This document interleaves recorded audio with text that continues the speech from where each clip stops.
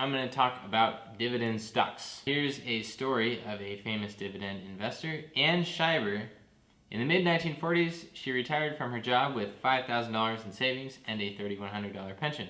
She invested the money in carefully researched stocks, and she reinvested the dividends. By the time she died, she had amassed a $22 million fortune, which she donated to a university.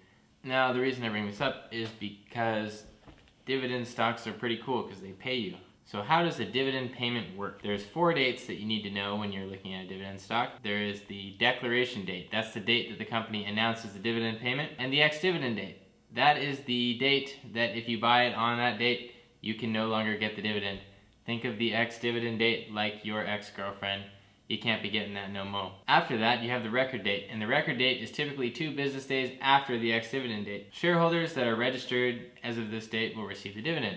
So if you bought the stock on the day before the ex-dividend date, you could literally hold it overnight and then sell it on the ex-dividend date and still collect the dividend. Does this work very well? No, not really, because the stock will drop by that amount the next day. However, last year I did some swing trading where I captured some dividends, and so it kind of worked out, but that's pretty rare. Then the other date that you need to know is the payment date, and that is when you get paid.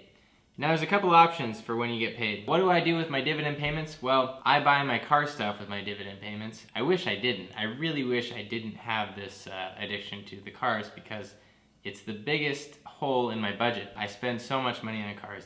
It's just such a waste of money, but I love it. Now, I do not directly reinvest my dividends. There's a little box you can check on your brokerage account. You can say, reinvest dividends or take the dividends in cash. I take the dividends in cash, I add it to my cash pile, I strategically reallocate those dividend payments. If there's one asset in my portfolio that's really undervalued, I'll allocate them at that. This is great because I know that in a couple years that's going to grow and I'll earn some money off of it. And so that's it. Dividend investing is not that exciting. It's not like the stuff you see on YouTube where the guys are day trading and stuff, but the great thing about the dividend investing is it's long term.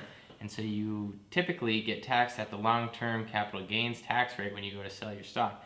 So you hold on to something for a few years, you make a good profit off of it, you sell it, and you don't pay a lot of taxes. And I like that a lot. Last year I did a lot of short-term trading and that sucked when I paid those taxes. So I think I learned my lesson with that. I'm not going to do that this year. So that's it. Thank you guys for watching.